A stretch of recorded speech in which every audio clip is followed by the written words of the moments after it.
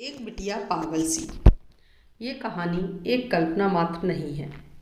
यह एक ऐसी लड़की की सच्चाई है जिसने जीवन भर संघर्ष ही किया, जिसने अपनी जिंदगी को सफल बनाने के लिए अपने आप से, समाज से झगड़ा किया।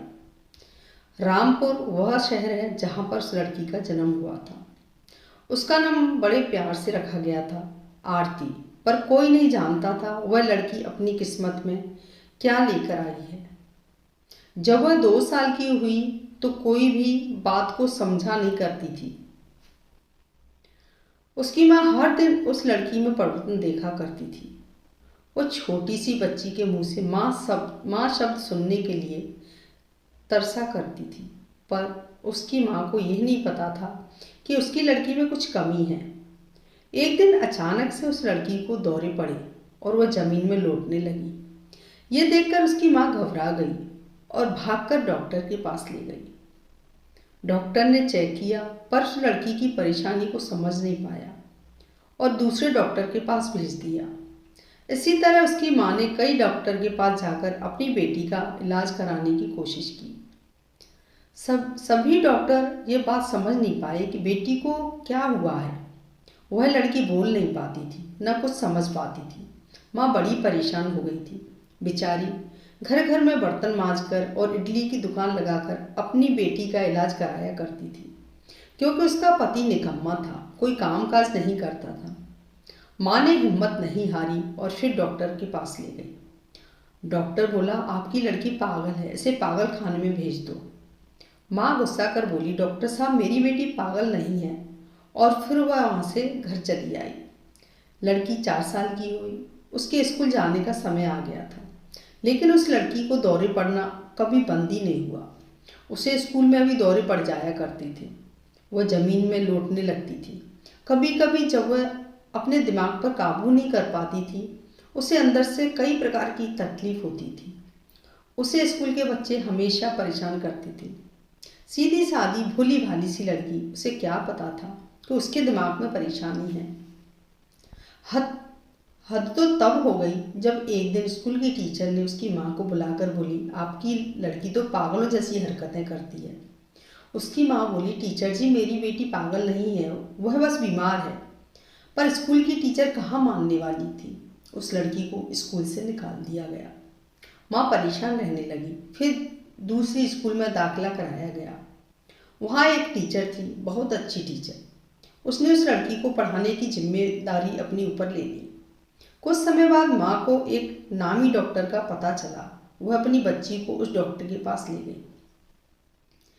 डॉक्टर ने चेक किया और बताया कि आपकी लड़की पागल नहीं है। नाम बताओ जिसने इस लड़की को पागल कहा है, मैं उसे ठीक करूँगा। बस इसके पेट में एक पटार है जो धीरे धीरे इसके दिमाग में चढ़ने की कोशिश कर रही है, जिसकी वजह से इसको दौरे आते हैं।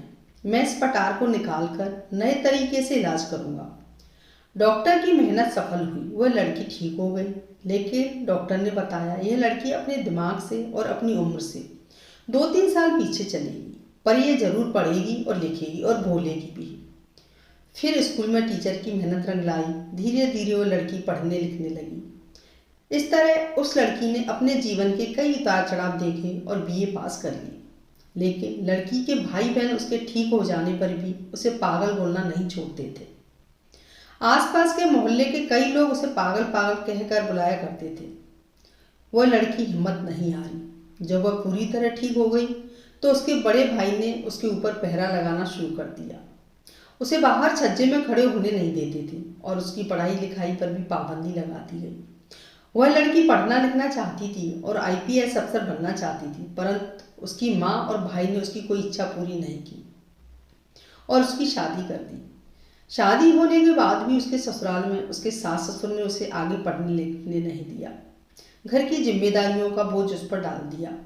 वह लड़की अपनी इच्छाओं को मारकर अंदर ही अंदर घुटती चली गई। उस समय टेलीफोन का जमाना था, इसलिए वो चाहकर भी इंटरनेट से पढ़ाई नहीं कर पाती थी। और जब मोबाइल का जमाना आया तब तक उसकी पढ़ाई लिखने की उम्र निकल चुकी थी। फिर भी उसने हिम्मत नहीं हारी। फिर आया फेसबुक। उसने उसके माध्यम से अपनी पहचान बनाने की ठानी। उसे कविता, शायरी, लेख लिखने का काफ़ी शौक था। 11 और 12 क्लास में स्कूल की पत्रिका में अक्सर उसकी कविताएं और लेख छपा करते थे। इसी में वो खुश हो जाया करती थी। लेकिन शादी के बाद उसकी इच्छा दफन होकर रह गई थी।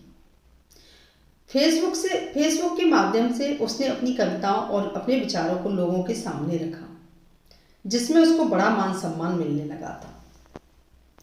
अब मैं आप लोगों से सवाल करती हूँ, न जाने उसके जैसी कितनी हजारों लड़कियां हैं जो अपनी इच्छाओं को पारिवारिक मजबूरी या आर्थिक मजबूरी के कारण दबा दिया करती हैं। क्या लड़कियों की इच्छाओं का कोई वजूद नहीं होता है? क्या लड़की की इच्छा का इस तरह अंत किया जाना ठीक है? अब मैं आपको ये बताना चाहती हूँ कि विक्षिप्त लड़की कौन थी। वह और कोई नहीं, वह मैं ही थी। जी हाँ, वो पागल लड़की मैं ही थी। दोस्तों, अगर ये पोस्ट पसंद आती है तो आप लाइक ज़रूर करें और कमेंट ज़रूर करें। धन्यवाद।